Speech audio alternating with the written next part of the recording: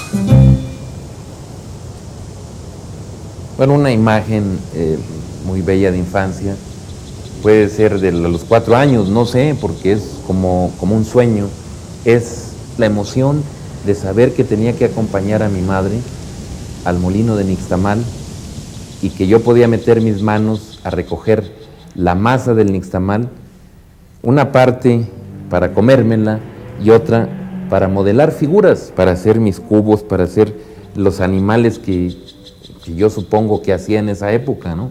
Pero yo recuerdo que la sensación del tacto y de tomar esa materia plástica y dúctil, ese recuerdo, pues no lo cambio por nada, es una sensación de una belleza increíble para mi espíritu, ¿no?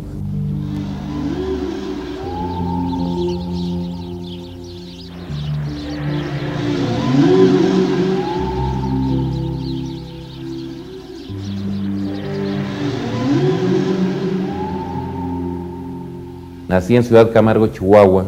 Soy de un lugar semidesértico, tanto en el terreno natural como en el terreno cultural, en aquella época. Allá hay que ser fuerte y no pensar en el poema, no pensar en la pintura, sino pensar en las vacas, pensar en el rancho. La vocación por las cosas sublimes y por el arte es de gente muy rara, no estaba bien visto, ¿no? En la secundaria, en Camargo, tuve la fortuna de tener cerca a una maestra que tenía una gran visión de la cultura y del arte, que fue mi maestra de inglés, Enriqueta Visconti, y que supo ver en mí la capacidad plástica. Entonces tuve un gran apoyo porque realmente ella me contó las maravillas que existían en el mundo para estudiar arte. Me hablaba de Roma, me hablaba de París, me hablaba de la más grande escuela de Latinoamérica, de la gran tradición de San Carlos, como una escuela formadora de grandes artistas. Me hablaba de Diego, de Siqueiros, de Orozco, de todos los grandes, y me decía, tu destino está en que te vayas a México. Yo tenía la clase de inglés con ella y me decía, ponte a dibujar, yo te doy una buena calificación si me traes dibujos, no hay problema. Y desde entonces soy mejor escultor que... no hablo inglés, pues, ¿no? Lo hablo pésimo.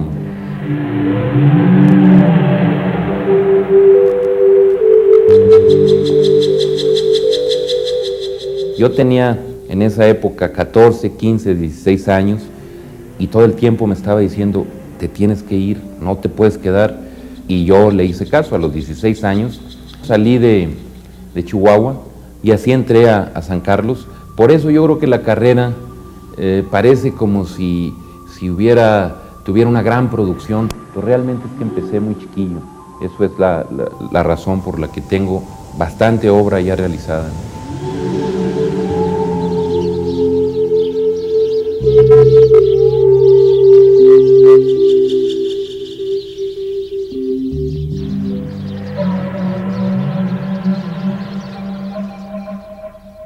Mi nombre es Enrique Carvajal González. Ese es mi nombre de pila, así de el oficial. Pero mi seudónimo es Sebastián. Bueno, pues yo lo tomé después de... Tiene una historia que tiene chiste, pero no es real, sucedió. Primero mi maestro Alberto La Vega, del cual ya he hablado, dio una clase conmigo dormido, me quedé dormido, porque no me iba muy bien, y dio una clase sobre mi cuerpo, diciendo, miren, un cuerpo cansado, demacrado, pálido, se ve un poco como San Sebastián de Botticelli, una cosa de anatomía que estaba explicando, y utilizó mis propios huesos, ¿no? Entonces me empezaron a decir San Sebastián, y eso no me gustó, pero como 8 meses después, en una comida de los republicanos españoles, don Carlos Pellicer se levantó de su mesa y vino y me dijo, oiga, usted se escapó de un cuadro de Botticelli, dice, de San Sebastián de Botticelli. Ah, dije, qué raro, ¿no? 2 versiones, pero la tercera, una crítico de arte francesa, viene y me hace una entrevista y me manda la nota, y en la nota empieza a narrar, conocí a un joven mexicano con tales características que se asemeja a un San Sebastián de Manteña. Se me hizo que era en mi destino y empecé a pensar en el nombre Sebastián.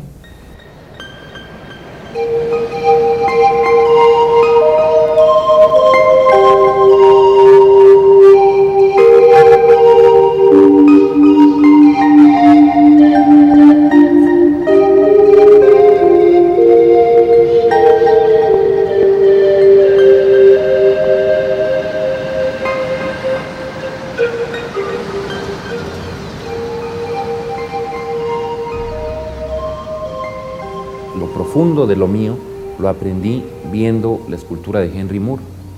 Al principio, con esa visión que tenemos todos los países del tercer mundo, de querer ser y ser como los del primer mundo, que ese es un error para las artes o para la cultura, ¿no? Que las raíces son las fundamentales. Entonces yo lo que quería era ver al extranjero, y Moore me fascinó y dije, ahí está el camino.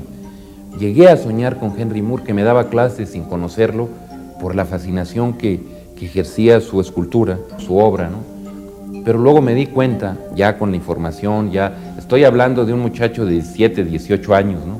Ya con información, con la historia del arte, con las clases de historia del arte, me di cuenta que Moore había bebido, pero profundamente, de nuestras raíces, de lo prehispánico. Dije, bueno, no le debo nada a Moore, mejor voy a mis raíces, y di la vuelta al revés y empecé a observar lo profundo de la escultura prehispánica. Esa es mi formación para el entender cómo hacer una escultura con vitalidad, con presencia, con fuerza, con vida. Una vez entendida esta lección, me di cuenta que el camino era la abstracción al máximo, y para llegar a la abstracción al máximo se necesitaba la geometría, porque se necesitaba hacer la estrategia estructural. Y así empecé a ver la geometría euclidiana y empecé a meterme en secretos y a revelarlos. Si yo existiera en la época de los pitagóricos, debían de haberme aplicado la pena de muerte los pitagóricos y envenenado, porque estaba revelando secretos. Entonces, partiendo de ahí, pensé en el Renacimiento, ¿sí? Que toma la ciencia y es fundamental para la producción plástica, artística. Entonces, con ese patrón, y luego analizando también del Renacimiento la geometría euclidiana, pero una compilación de Luca Pacioli sobre todo el razonamiento para la composición plástica, tanto escultórica como pictórica en el Renacimiento, pues me fascino y me doy cuenta que los 5 cuerpos regulares, viéndolos desde el punto de vista euclidiano, funcionan a través de la historia para diferentes posibilidades.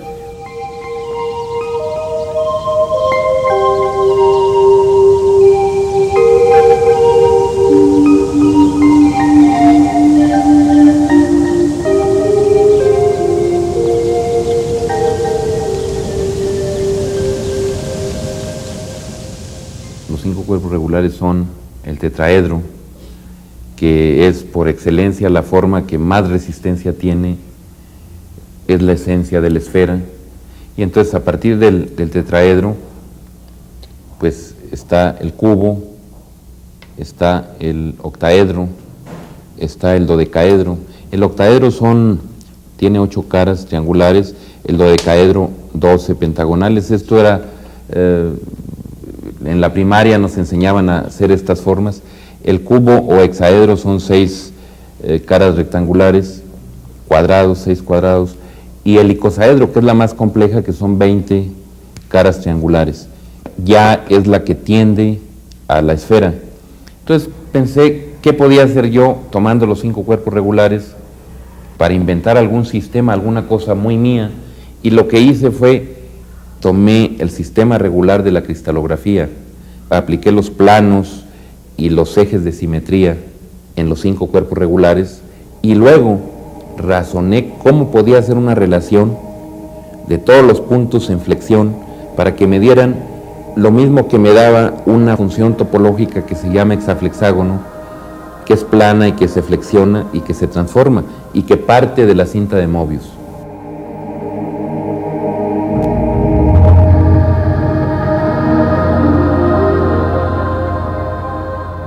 Desde el punto de vista euclidiano es muy aparentemente sencillo razonarlos, pero cuando uno entra ya a otras geometrías, esos mismos cuerpos se vuelven complejos y uno puede llegar a ver otra dimensión, a ver cuarta dimensión, a analizarlos desde el punto de vista cristalográfico y descomponerlos y llegar a una geometría topológica partiendo de ese mismo razonamiento. Bueno, pues esos me sirvieron a mí como patrón ordenador para mi producción. Y en esa época la gente pensaba que era la frialdad y que era muy primario, porque eran los cuerpos que nos enseñan en la primaria. Es que lo más sencillo, lo más simple, a veces se torna lo más complejo o lo más profundo.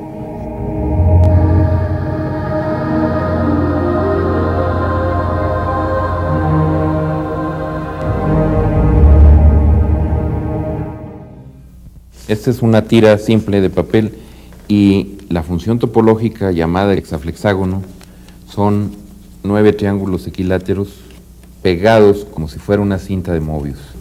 Ahora nada más es la cuestión de ordenarlos exactamente con la torsión de la cinta de Mobius, y esa fue la que me permitió trabajar el rosetón, que ahorita les muestro el hexaflexágono para que se vea la transformación.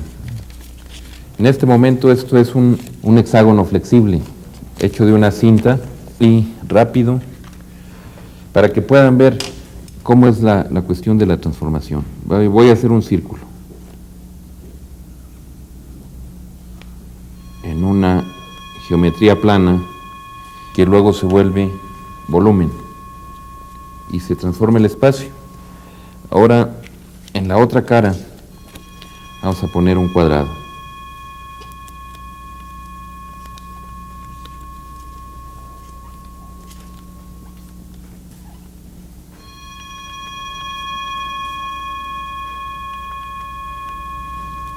Igual, lo transformamos y se esconde la cara anterior y se transforma el diseño. Aquí vamos a ponerle un triángulo. En este momento ya simple y sencillamente se está viendo transformado como diseño un espacio hexagonal, pero al mismo tiempo es volumen, y empiezan a aparecer las otras caras y transformarse una y otra vez. Pero también esto tiene otra característica, que tiene volumen y se forma una forma simple, 2 pirámides, pero es tercera dimensión dependiendo de donde se vea. Eso es lo que sería el principio de mis transformables. El haber llegado de la cinta, de lo plano, de los flexágonos como función topológica, a la tercera dimensión, a lo tangible. Y entonces empecé a trabajar con la cristalografía y con la topología para concebir mis transformables, de lo cual les voy a enseñar uno que es ya un clásico. Es un cubo una forma geométrica primaria, que es el cubo Leonardo IV, pero transformable, y en el momento en que se transforma se vuelve cuarta dimensión. Y la estrategia de cortes y de flexiones es partiendo del análisis del hexaflexágono en la relación armónica para que pueda desdoblarse como un calcetín, como hace rato les decía, para poderse entender que ahorita es el mismo cubo volteado al revés y nos genera esta forma, ¿sí? Pero la forma se sigue transformando. Tiene múltiples transformaciones y se sigue transformando en el espacio. Entonces la cuarta dimensión se sigue generando, se sigue haciendo más barroca y más compleja, pero sigue continuando con su esencia topológica.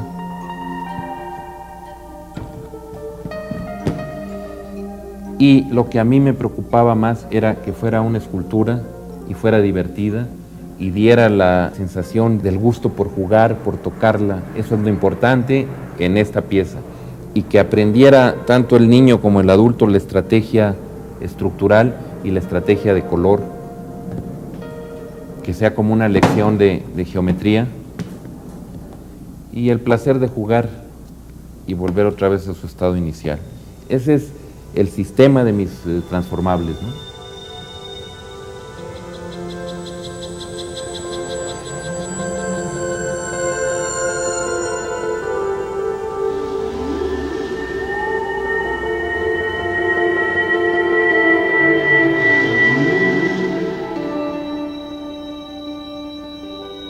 Mi concepción escultórica siempre va de dos dimensiones, primero en el plano, en mis trazos, en mi razonamiento del número, de la proporción, y luego ya me voy a hacer la tercera dimensión, las maquetas, los volúmenes, pero primero siempre parto de un trazo en el plano. Pues esos trazos en dos dimensiones me han servido como soporte para expresar mi manera pictórica, mi composición.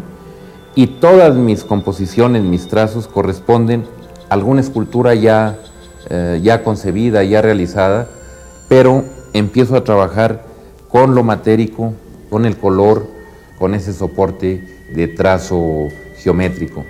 A manera de homenaje, tomé trazos planos, razonamientos de Arquímedes, para reinterpretarlos en dos dimensiones como una propuesta pictórica.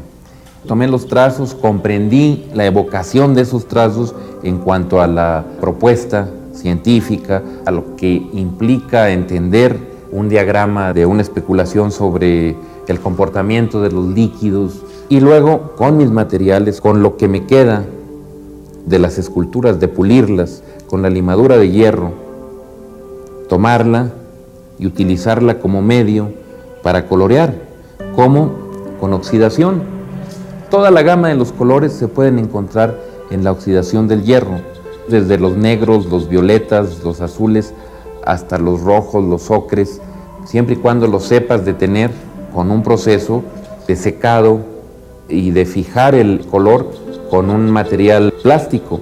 Entonces, esta es mi alquimia para hacer mi pintura, y voy trabajando en tiempos.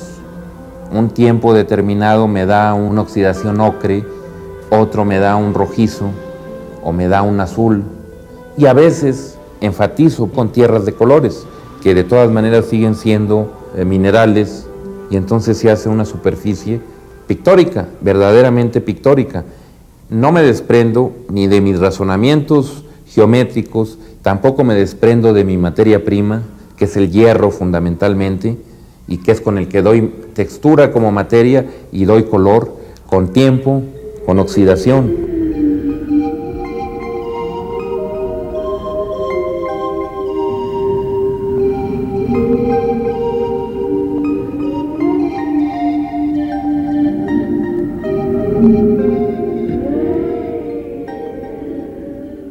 Siempre tuve la claridad de que si yo doblaba un papel, no estaba haciendo origami, estaba viendo el comportamiento de un material y cómo era una superficie topológica que se transformaba. y la gente pensaba que yo estaba doblando origami para hacer animalitos. Me decían que yo hacía papirolas.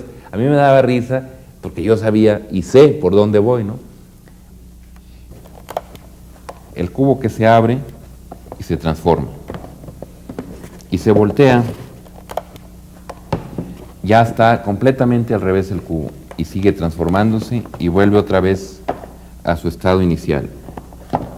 Pero le damos la vuelta y aparece un dodecaedro y aparece otra forma. Estas dos formas son evidentemente una más grande y una más chica. Bueno, pues la manera de explicarle a mi hijo cómo esta forma podía contener a esta era muy sencillo, era abrirlo y meter esta forma, que es un dodecaedro,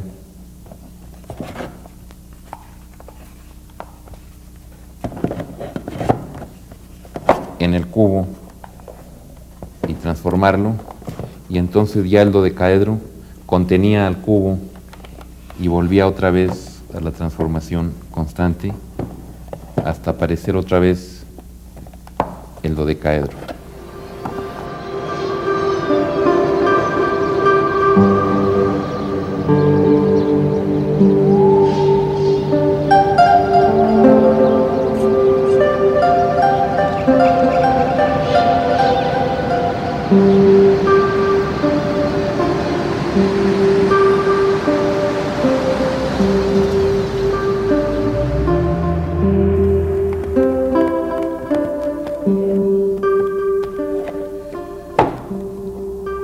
Primera parte, que es estática, aquí seguimos transformándola,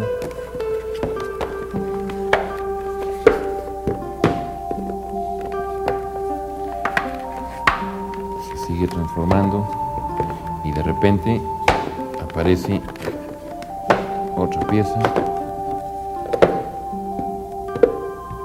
entonces ya son 3 piezas. Yo considero que la obra escultórica de Sebastián puede ser vista desde muchos ángulos, desde muchas perspectivas. Básicamente, yo en algún momento he dicho que lo que logra revelar es una alquimia de la tercera dimensión. Si bien empezó trabajando con cartón y con papel, esto se fue convirtiendo poco a poco en materia de trabajo y de análisis para llegar a una conjunción entre lo estético y lo científico. Es decir, esta conjunción muchas veces crea una opinión, en ocasiones yo creo que parcial, en la que se pretende determinar que la obra, por ser geométrica y abstracta, es fría. Yo considero que no. Yo creo que en cada uno de sus proyectos hay una dosis de pasión y de sensualidad que es necesario obviamente aprender a ver. Yo considero que uno de los valores de la producción de Sebastián radica precisamente en que se trata de, ya lo han dicho otras personas, de una geometría cálida.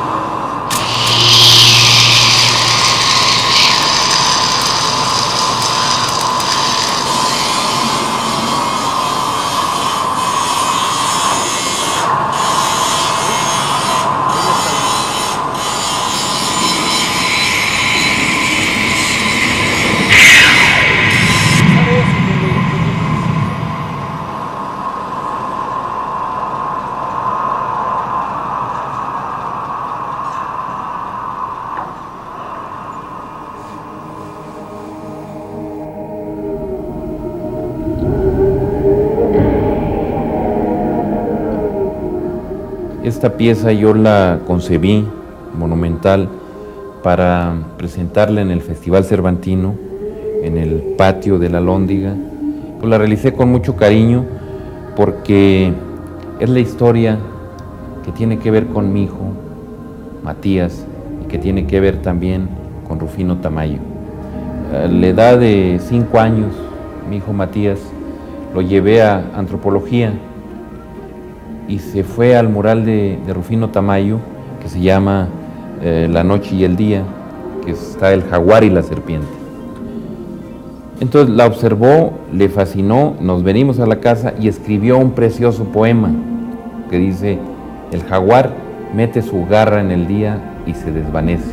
Bueno, cuando yo lo vi escrito, me emocionó mucho cómo el mural de Tamayo le había provocado hacerle un homenaje, pues a su vez ese poemita a mí me provocó hacerle un homenaje a Tamayo, hacer una síntesis de cómo el jaguar mete su garra en el día y se desvanece.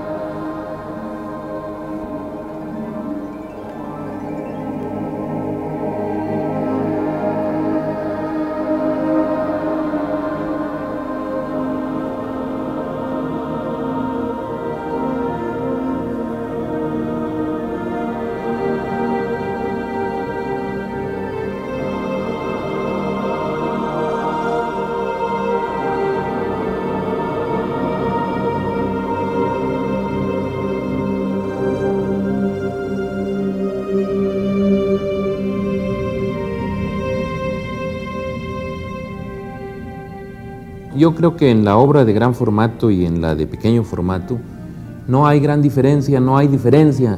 Cuando yo hago una obra, así sea la más pequeñita, le pongo mucho cariño y mucha entrega. Yo creo que es cuestión de ética, de dejarlo, lo que uno cree que es lo mejor que uno puede dar. Tanto cariño y tiempo y dedicación se le pone a una joya, al diseño de un arete o de un anillo o de una pulsera, porque yo he diseñado de todo, como al diseño de una obra monumental. A los demás no les importa, porque nadie sabe cuáles son las reglas de mi propia ética profesional o de mi código personal o de mi lenguaje, pero yo sí las sé y entonces me pido lo mejor.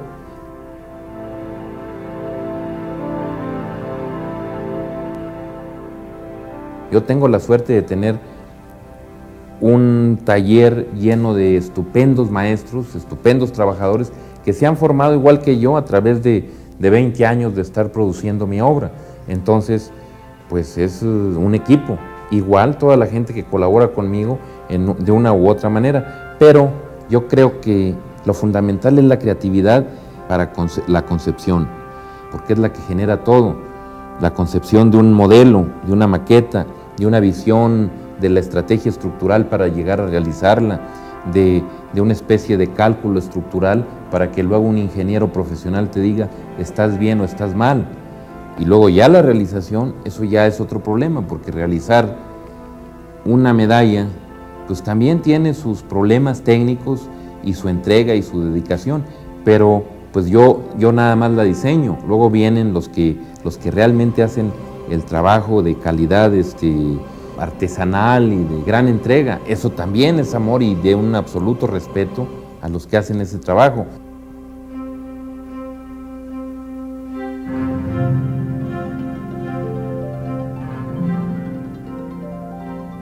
Es muy importante, igual, todas las personas, todo el equipo que hace el trabajo monumental, porque de una u otra forma me ayudan a conformarlo y hacerlo existir, porque si yo no tuviera buenos artesanos, buenos maestros, gente de primera trabajando esto, pues no se llevaría a cabo la obra.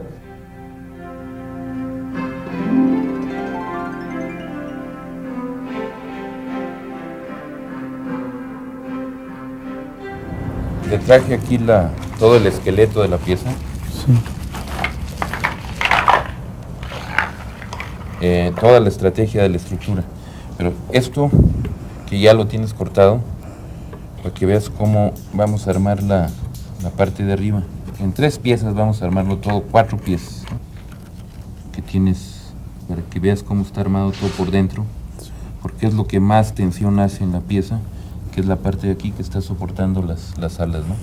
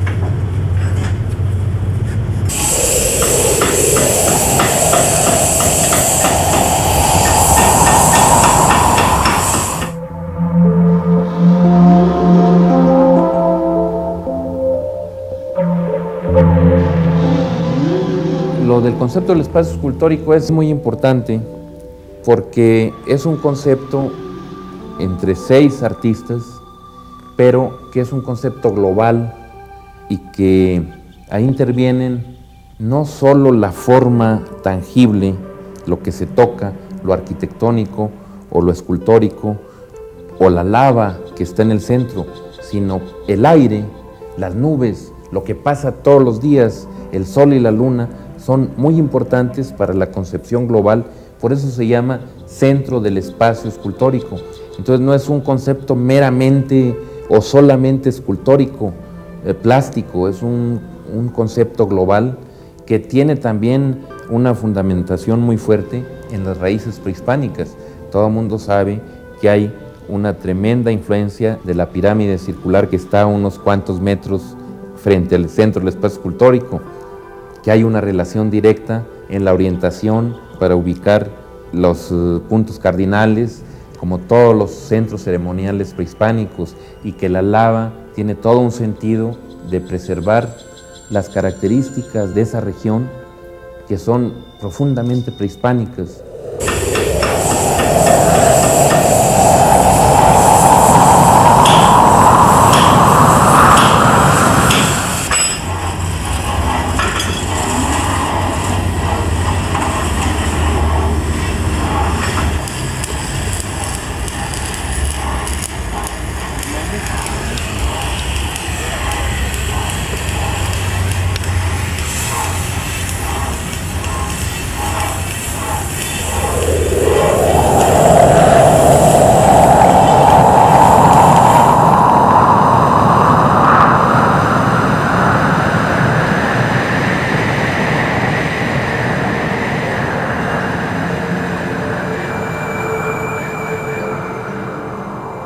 Esta pieza es esa obsesión que yo tengo por que mi obra esté cargada de alguna relación científica, pero especialmente esta pieza tiene una carga muy importante para mí porque está dedicada a Leonardo.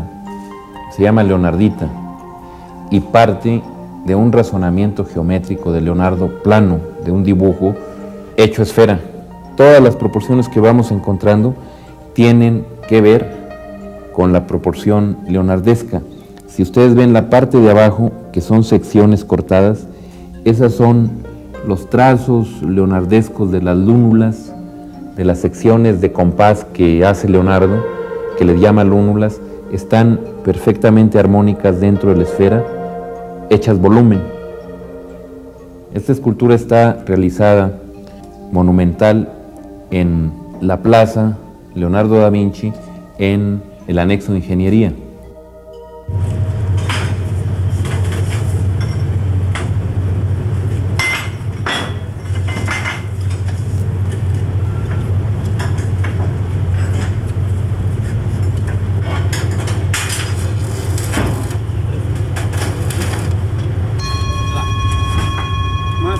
¿De qué lado va a ser?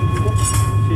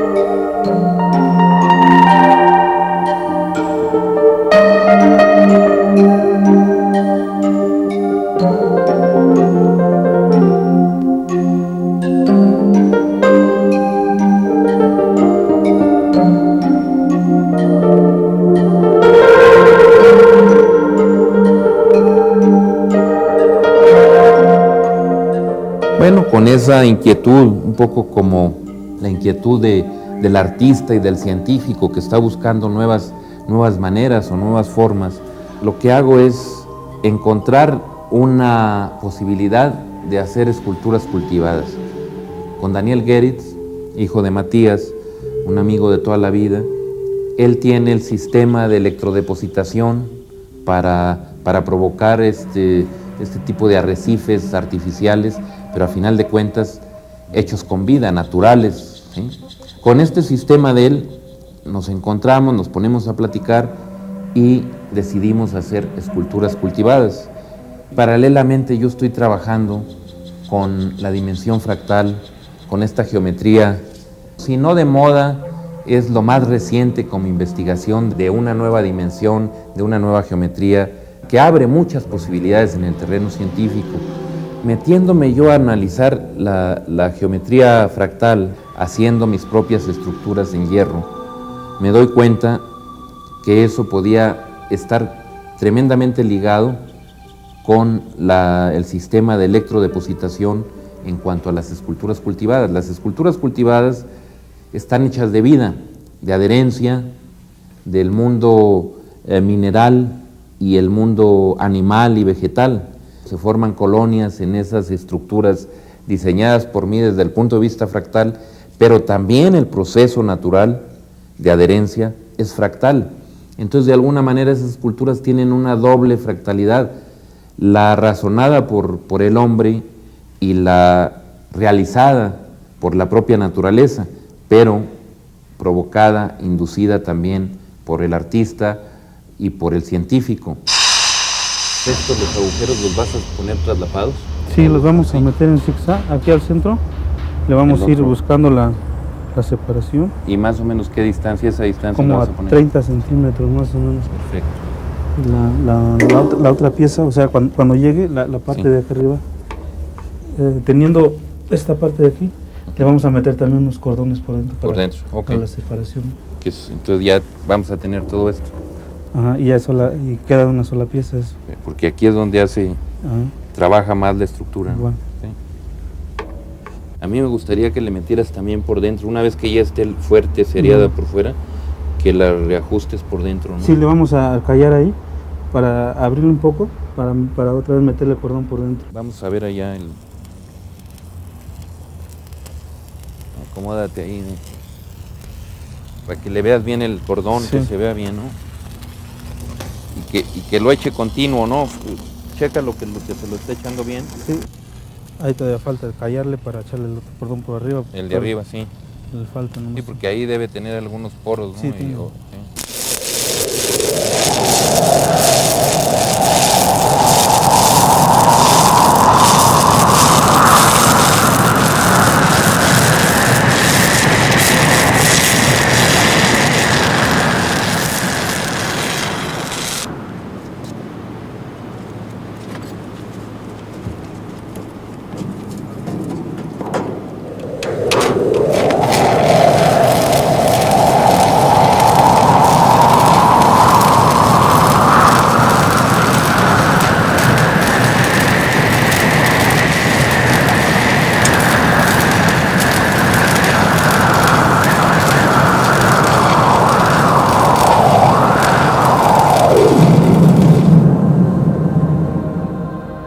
Bueno, el caballo tiene una historia en donde yo razono en Dartmouth, en mi tiempo en que estaba de artista en residencia, analicé qué podía hacer yo con el octaedro y entonces hice la esencia del módulo, transformándolo también topológicamente y lo guardé como semilla. Y cuando ya vino la época en que se me encargó el caballo, fue la clave para poder concebir la cabeza de caballo. Yo tenía que partir de un concepto muy fuerte, muy pesado para nosotros, que era Tolsá y el caballito, la estatua ecuestre de Carlos IV, que es nuestro patrimonio cultural, nuestro legado en cuanto a la evolución de la escultura en nuestro país. Tiene el color de un artista mexicano que ha provocado una gran controversia, que eso es lo que me gusta, porque lo que no provoca controversia pues no tiene sentido, quiere decir que no les preocupa, ¿no? La escultura está funcionando, tiene una función, aparte de ser una escultura que representa la cabeza de un caballo, tiene una función práctica, es una chimenea para que salgan los malos olores del drenaje profundo, del sistema de drenaje de la Ciudad de México, que es un sistema monumental, que tiene 10 metros de diámetro a la salida de la escultura. Bueno, las dimensiones tiene 28 metros de alto, entonces funciona para eso, para 28 metros disipar el mal olor con el viento. Yo lo que pienso es que el tiempo, en estos años, cada vez más gente del pueblo ha asimilado ya que es el caballito, que es la cabeza de caballo y que es realmente del pueblo, porque es urbana, está en la calle, es verdaderamente pública. Yo creo que ese es el destino de la escultura monumental urbana, es verdaderamente pública, es sin demagogia del pueblo, absolutamente, ¿no?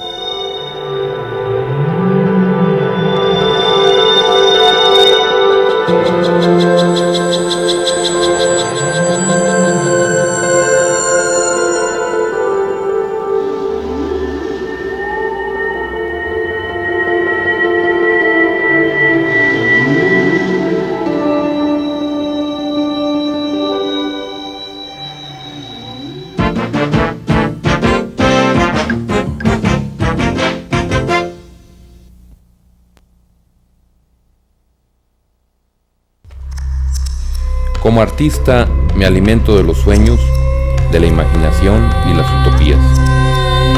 Yo veo maravillas, fantasías en el espacio, incluso en otros planetas, en otras dimensiones. Sebastián. Geometría emocional. Exposición de Sebastián en el Museo de San Ildefonso. Informes 5702-6378.